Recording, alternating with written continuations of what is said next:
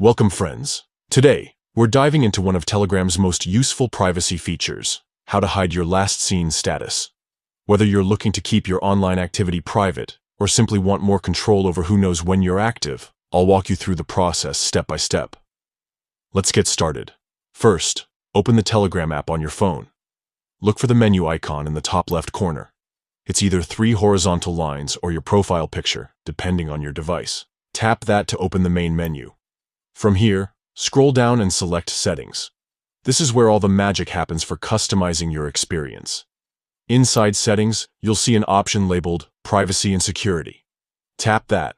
It's your gateway to managing who can see your activity, profile details, and more. Now find the section called Last Seen and Online. This is the setting that controls your visibility. By default, it's usually set to My Contacts, meaning only people in your address book can see when you were last active. To hide your last seen completely, tap the option labeled Nobody. This ensures no one, not even your contacts, can see your activity timestamp. Once you select it, you're done. Telegram saves your preference automatically, so there's no need to hit a confirmation button.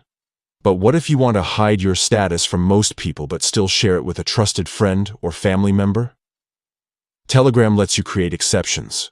After choosing Nobody, tap Always Share With and select specific contacts. They'll still see your last seen, while everyone else remains in the dark. And that's it. In just a few taps, you've taken control of your privacy. No more worrying about others tracking your activity or making assumptions based on your online status. Telegram makes it easy to stay connected without sacrificing your boundaries. Remember, these settings apply across all devices where you're logged into Telegram. So whether you're using your phone, tablet, or desktop, your last seen status stays hidden.